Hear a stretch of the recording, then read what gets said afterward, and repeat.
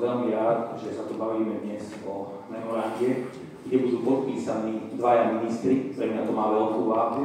Bude tam podpísaný pán predseda Nitranského samosprávneho kraja, kde to už aj prešlo zastupiteľstvom, bolo toto memorandum schválené a je to, ešte raz, patrí to medzi aj moje priority a veľmi sa teším, že tento materiál môžem predložiť.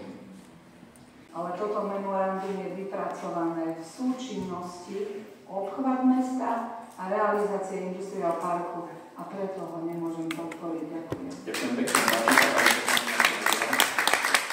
Úplne na začiatku, kedy vznikla téma priemyselného parku, sme laicky a úplne jednoducho počítali s tým, že na území, veľkom území s veľmi bonitnou pôdou a významom vznikne fabrika plus minus 65 hektárov.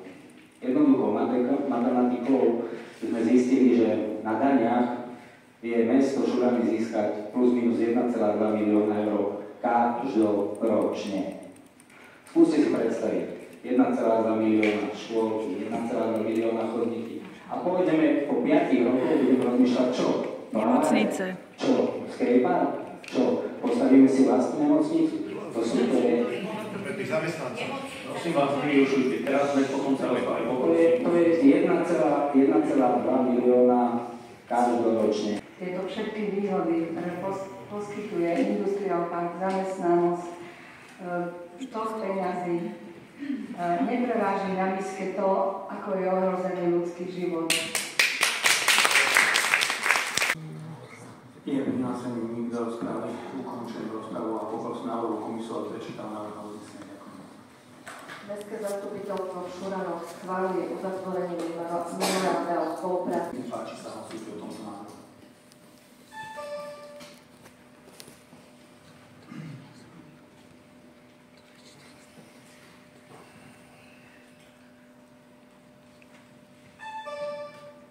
Konštatujem, že ste schválili tento návrh. Ďakujem pekne. Pokračujeme do bodu 18. Návrh zásad hospodárenia a nakladania. Prepáčte, napísam.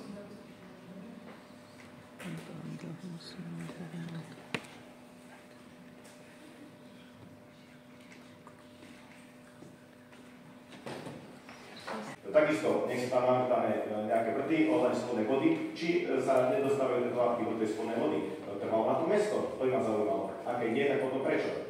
Ja vám verím, že vy chcete robiť dobre pre mesto, lenže ak zabezpečíte to dobre pre mesto, to, že ma niekto slúbi, že to bude super, to neznamená, že to tak aj bude. A my sa máme postaviť k tomu tak, že máme rátať s nejakým veľkým rizikom. Takisto na to stretnutí boli položené otázky ohľadne vody, že aké je tam riziko znečistenia. My sme tu na najväčšom poklade, na podzemnej vode, na Ostrej, čo najväčšia zásobáreň. A nikto tam nevystúpil s tým, že akým spôsobom máte spečené.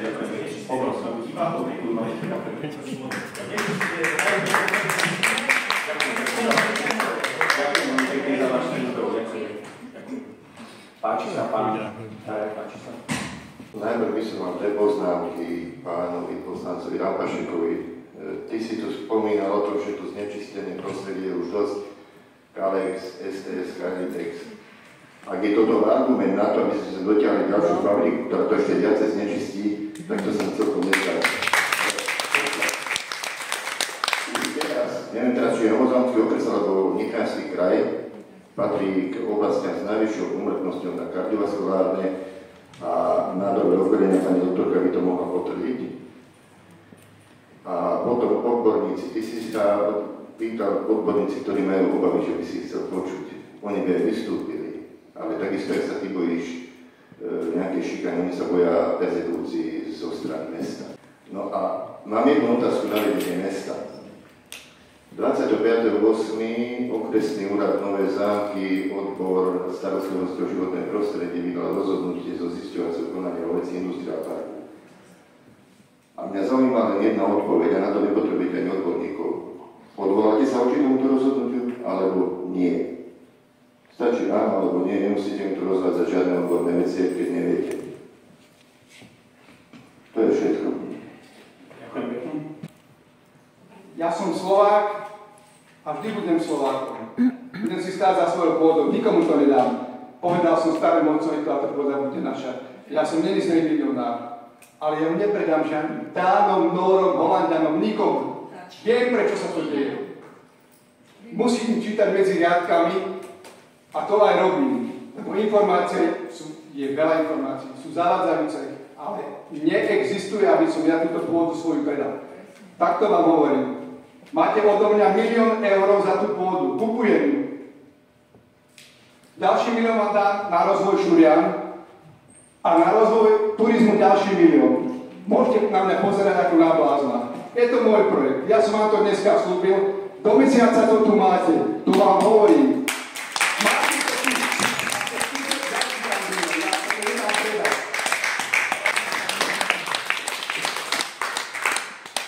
Neviem, či by som mal nás tomu povedať. Uvidíme. O mesiac uvidíme.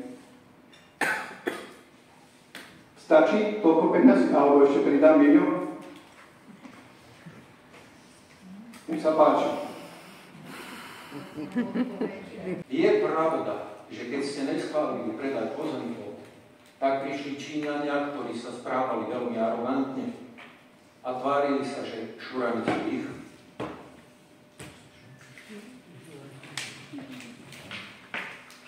Boli na tom stretnutí nejakí poslanci? Ak áno, tak chcel by som vedieť, ktorí. Verte mi, ja som žila 23 rokov v cudzine. Žila som v krásnom veľkomeste Mníchov, ktoré malo vtedy 700 000 obyvateľov a bola tam rado žiť. S utečencami v priebehu 3 rokov sa mesto zmenilo na špinavú, nesnesiteľnú žumpu, z ktorej sme sa báli ísť von o 5 hodine po obede, kde vás v parku zastavili stopriaci a pýtali od vás peňažníku. A ja s malým detkom tam. A toto sa deje denne. Lebo to tam nevedia ani policajti zvládať. Toto chceme aj tu. No tak, ďakujem pekne. Radšej nebudeme mať tu hlavárine, ste hovorili a podobne. Budeme chudobnejší, ale budeme normálnejší. To, že jednoducho chcete, aby sem prišla chemická fabrika, hnus na hnus, čo máme skúsenosti, pán primátor, vy ste boli v Oboderadoch. Ja som bol aj v Maďarsku. Ja som videl, čo je tam. Namiesto toho lavátku v Oboderadoch. Viete? Myslím si, že tie kroky sú unáhlené a máte v rámci zastupiteľstva len vidinu veľkých peňazí. Presne tak. Tá vidina.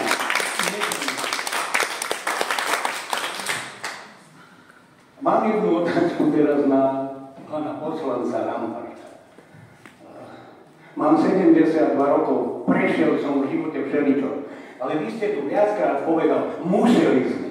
Čo to je museli? Vysvetlite mi. Vysvetlite mi, čo je to museli. Museli ste podpísať nejaký pamflet o mlčanlivosti. O mlčanlivosti proti svojim voličom.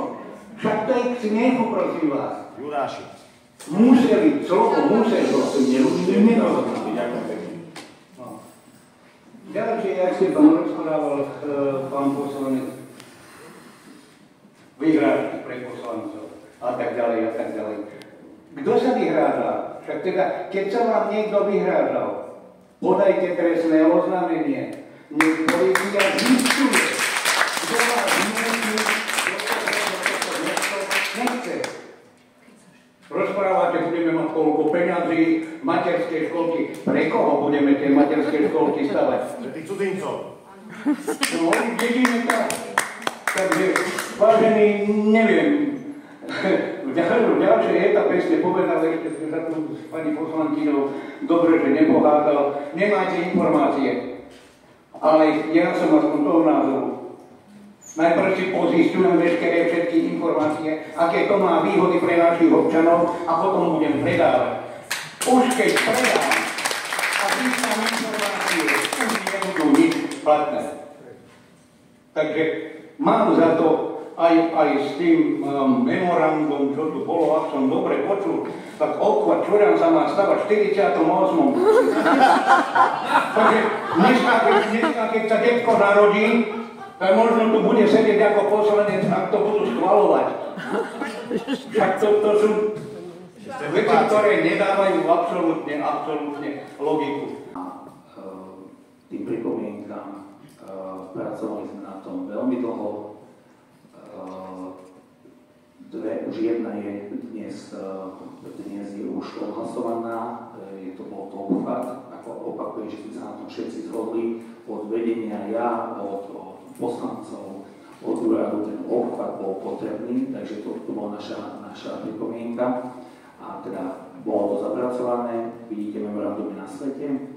A druhá bola, čo sa nám podarilo presadiť, že vo veľkej nebude posudzovaná iba 20 giga, alebo je tam 40 giga. Tieto dve naše zásadné pripomienky boli akceptovateľné, takže miesto sa neodvolá, to je moja odpoveď.